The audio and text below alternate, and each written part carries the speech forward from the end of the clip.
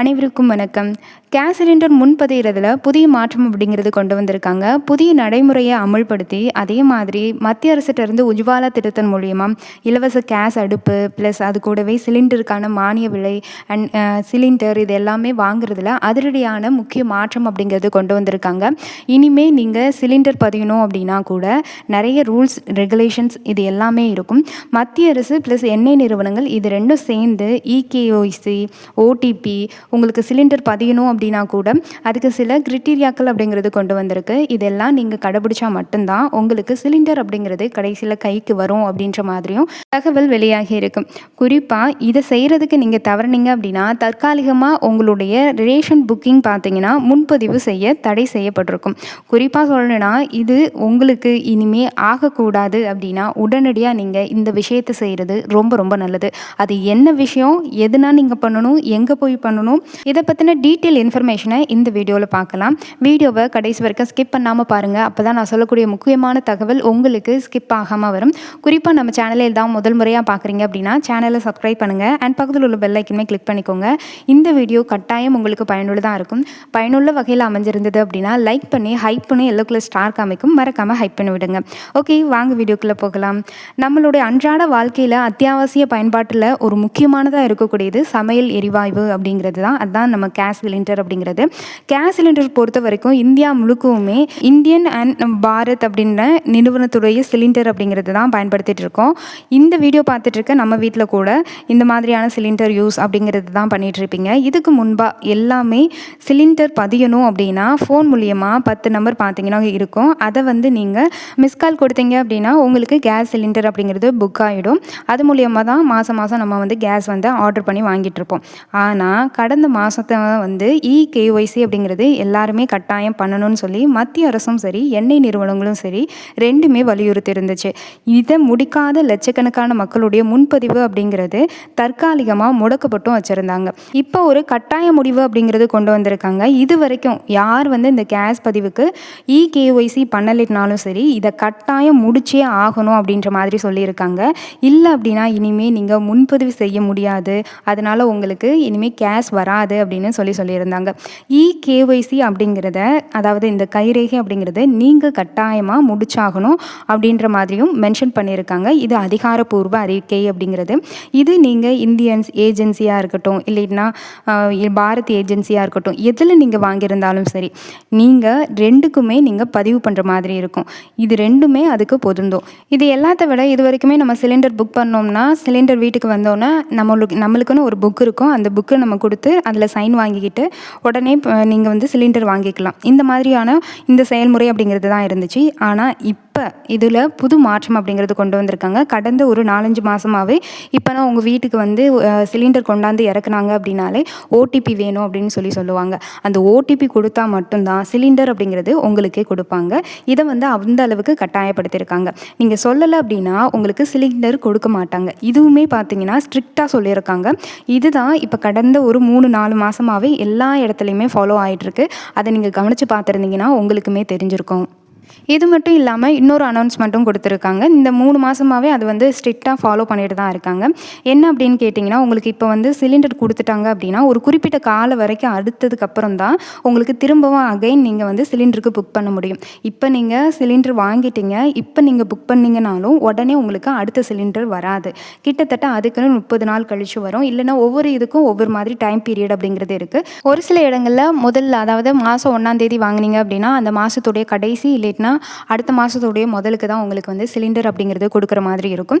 இந்த நடைமுறை எதன் அடிப்படையில் கொண்டு வரப்பட்டுச்சு அப்படின்னு பார்த்தீங்கன்னா கிராமப்புறங்களாக இருக்கிறீங்க அப்படின்னா சிலிண்டர் நீங்கள் புக் பண்ணியிருந்தீங்க அப்படின்னா 45 நாளுக்கு அப்புறம் தான் திரும்பவும் உங்களால் முன்பதிவு அப்படிங்கிறது செய்ய முடியும். இதே மாதிரி தான் நகர்ப்புறங்களை 25 நாளைக்கே ஒத்தி வச்சிருக்கிறாங்க. அதுதான் கிராமப்புறத்துக்கும் நகர்ப்புறத்துக்கும் சில வித்தியாசங்கள் அப்படிங்கிறது கொண்டு வந்திருக்காங்க.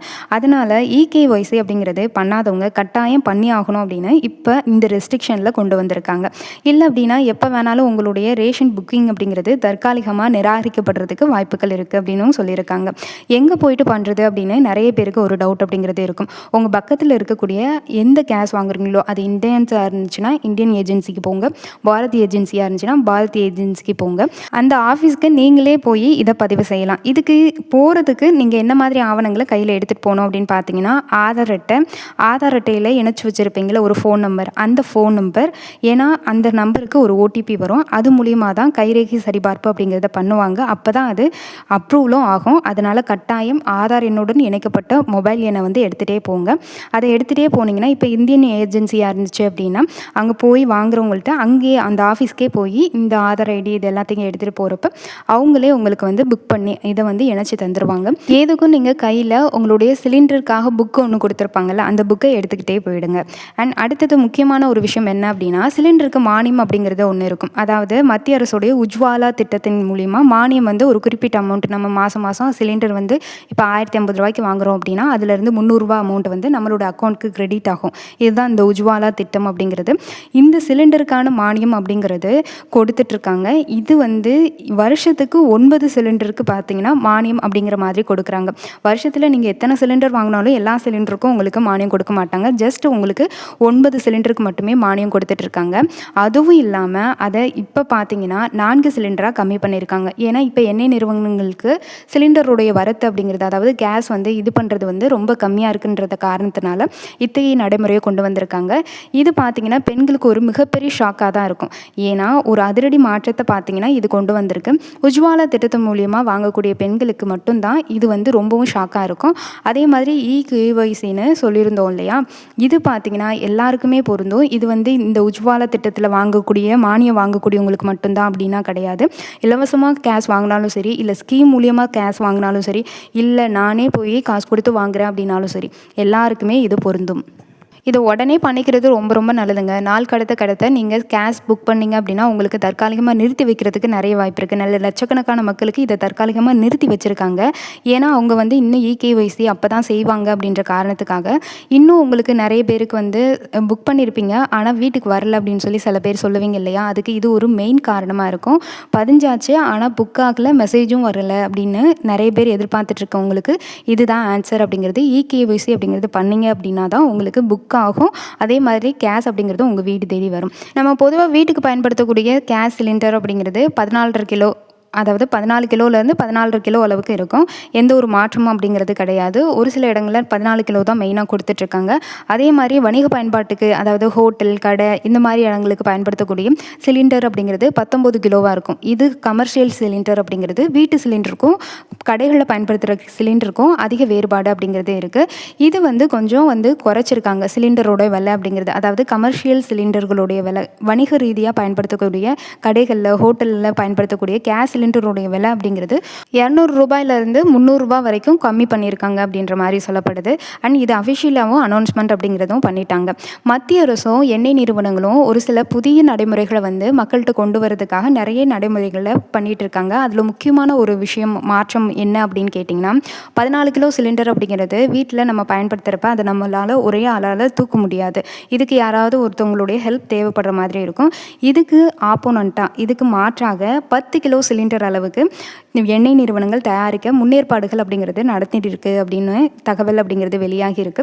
இது எப்போ வேணால் உங்களுக்கு நடைமுறை வர்றதுக்கு வாய்ப்புகள் அதிகமாக இருக்குது. இனிமேலேருந்து 10 கிலோ சிலிண்டர் அப்படிங்கிறது தான் வீடு தேடி வரும் அப்படின்ற மாதிரியும் சொல்லப்படுது. ஆனால் இது எந்த அளவுக்கு உண்மைன்னு தெரியல. ஆனால் இது தயாரிக்கிறாங்க. வீட்டில் நார்மலாக பயன்படுத்தக்கூடிய அந்த 14 கிலோ சிலிண்டருக்கு பதிலாக மாற்றாக வருதா, இல்லைன்னா எக்ஸ்ட்ராவே அது வந்து எப்படி 14 கிலோ சிலிண்டர் வீட்டுக்கு யூஸ் பண்ணுறோமோ, எப்படி 19 கிலோ சிலிண்டர் வந்து கடை, ஹோட்டல் இது எல்லாத்துக்கும் யூஸ் பண்ணுறோமோ, அதே மாதிரி 10 கிலோ சிலிண்டர் அப்படிங்கிறது நார்மல் யூஸுக்காக வச்சுருப்பாங்களான்னு தெரியல. ஆனால் இதுவும் நடைமுறையில் தான் வர்றதுக்கான திட்டம் அப்படிங்கிறது ஆலோசிக்கப்பட்டு வருது. நார்மலாக இந்த 10 கிலோ சிலிண்டர் வந்துச்சு அப்படின்னா ஈஸியாக நம்ம ஒரே ஆளே வந்து எங்கே வேணால் நீங்கள் ஷிஃப்ட் பண்ணிக்கலாம். அதே மாதிரி அந்த 10 கிலோ சிலிண்டரில் வந்து எவ்வளோ அளவுக்கு நீங்கள் கேஸ் யூஸ் பண்ணியிருக்கீங்க இது எல்லாத்தையுமே நீங்களே நேர்லேயே பார்த்து தெரிஞ்சுக்க முடியும். அதில் தெரிகிற அளவுக்கு தான் சில குறிப்பீடுகள் அப்படிங்கிறது உருவாக்கியிருக்காங்க. குறிப்பாக சொல்லணும்னா, நான் இந்த வீடியோவில் இகேஒய்சி செஞ்சாங்கணும்னு சொன்னேன். எந்த தேதி வந்து மத்திய அரசு வந்து கால்குலேட் பண்ணி கொடுத்துருக்காங்க, அதாவது காலக்கெடு விதிச்சிருக்காங்க அப்படின்னா, ஆகஸ்ட் 16ஆம் தேதியோட உங்கள் சிலிண்டருக்கான இகேஒய்சி அப்படிங்கிறது முடிவடையுது. ஆகஸ்ட் 16க்குள்ளே உங்கள் பக்கத்தில் இருக்கக்கூடிய ஏஜென்சிக்கு போய் தான் நீங்கள் இதை இகேஒய்சி அப்படிங்கிறத பதிவு செய்ய முடியும். முடிஞ்ச வரைக்கும் பதிவு செஞ்சுக்கோங்க.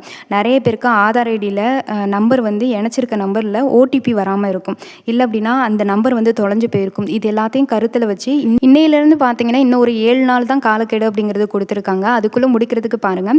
மெஜாரிட்டி மத்திய அரசு இன்னும் கொஞ்சம் எக்ஸ்டெண்ட் பண்ணுறதுக்கு வாய்ப்பு இருக்குது. ஆனால் நிறைய மாநிலங்களில் இதெல்லாம் அமல்படுத்தி நல்லாவே போயிட்டுருக்கு.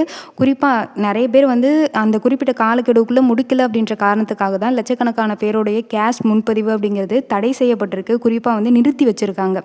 அதனால தான் நீங்கள் உங்களுக்கு அந்த மாதிரியான ஒரு இஷ்யூ வராமல் இருக்கிறதுக்கு முன்கூட்டியே நீங்கள் இதை சரிபார்த்து உங்களோட கைரேகையை பதிஞ்சுக்கிறது ரொம்ப ரொம்ப நல்லது. ஆகஸ்ட் 16ஆம் தேதி தான் லாஸ்ட் டேட் அப்படின்னால இன்னும் 7 நாள் தான் கிடக்கு. உங்களுடைய ஃபோன் நம்பர் எல்லாம் சரியாக இருக்கான்னு பாருங்கள். ஏன்னா ஓடிபி இல்லை அப்படின்னா இகேஒய்சி அப்படிங்கிறது கடைசி வரைக்கும் பண்ண முடியாது. ஓடிபி ரொம்ப ரொம்ப மெயினாக சொல்லியிருக்காங்க இந்த இகேஒய்சி அப்படிங்கிறது பதிவு பண்ணுறதுக்கு. முடிஞ்ச வரைக்கும் இதை உடனே பண்ணுறதுக்கு முயற்சி பண்ணுங்கள். இப்போ இருக்கிற சுச்சுவேஷனில் கரண்ட் சுச்சுவேஷனில் இன்றைக்கி மதியம் இல்லைன்னா நாளைக்கு வந்து உங்களுக்கு ஒரு வீடியோ கொடுக்குறேன். தமிழக அரசு மட்டும் கிடையாதுங்க, மத்திய அரசு ஃபுல்லாமே இகேஒய்சி அப்படிங்கிறது வெறுமனே சிலிண்டருக்கு மட்டும் கிடையாது, ரேஷன் கார்டிலேருந்து இன்னும் பல விதங்களில் கட்டாயமாக்கியிருக்கு. குறிப்பாக அந்தளவுக்கு மாற்றங்களை கொண்டு வந்துட்டுருக்கு மத்திய அரசு அப்படிங்கிறது. அதனால் முடிஞ்ச வரைக்கும் கைரேகை தான் இனிமேல் எல்லாமே அப்படின்ற மாதிரி ஆக போகுது. உங்களோட ஃபிங்கர் பிரிண்ட் வச்சிங்க அப்படின்னா எந்த ஒரு துறைக்குமே, அது வேளாண் துறையாக இருந்தாலும் சரி, இல்லை கேஸ் ரிலேட்டடாக, பேங்க் ரிலேட்டடாக, எங்கே போய் நீங்கள் உங்கள் கைரேகை வச்சா போதும் உங்கள் டீட்டெயில் ஃபுல்லாக அங்கே இன்ஃபர்மேஷன் வர்ற மாதிரி தமிழக அரசும் சரி, அதே மாதிரி மத்திய அரசும் சரி கொண்டு வந்துட்டுருக்காங்க. குறிப்பாக மத்திய அரசு தான் இந்த மாதிரி செயல் திட்டங்களை நடைமுறைப்படுத்தணும், நாடு முழுவதும் ஒரே ரேஷன் ஒரே நடைமுறை இருக்கணும் அப்படின்னு சில முன்னேற்பாடுகள் அப்படின்றத பண்ணிகிட்ருக்கு. அதனால் முடிஞ்ச வரைக்கும் இதெல்லாம் வேகமாக முடிக்க பாருங்கள். ஒருவேளை நீங்கள் இந்த இகேஒய்சி செய்கிறதுக்கு அந்த ஃபோன் நம்பர் இல்லை, ஆதார் ஐடியில் சேர்த்துருக்க நம்பர் இல்லை, ஸ்பெல்லிங் மிஸ்டேக் இருக்குது, இதனால் வந்து நிராகரிக்கப்பட்டுருச்சு அப்படின்னா உங்களுக்கு இன்னும் எக்ஸ்டெண்ட் பண்ணியிருக்காங்களா, இந்த 15 அதாவது ஆகஸ்ட் 16 வரைக்கும் காலக்கெடு அப்படிங்கிறது மத்திய அரசு கொடுத்துருக்கு இல்லையா, இதை எக்ஸ்டெண்ட் பண்ணியிருக்காங்களா, இல்லை இந்த சிலிண்டர் செயல்முறையில் இன்னும் வேறு ஏதாவது அப்டேட் கொண்டு வந்திருக்காங்களா அப்படின்றத டீட்டெயில் இன்ஃபர்மேஷனாக நெக்ஸ்ட் வீடியோஸில் உங்களுக்கு கொடுக்குறேன். அப்டேட் வந்த உடனே சேனலை மட்டும் ஃபாலோ பண்ணிக்கோங்க. வீடியோ பிடிச்சிருந்தால் மறக்காமல் லைக் பண்ணி கீழே எல்லோ கலர் ஸ்டார் காமிக்கும் ஹைப் பண்ணும், மறக்காமல் ஹைப் பண்ணி விடுங்க. நன்றி, வணக்கம்.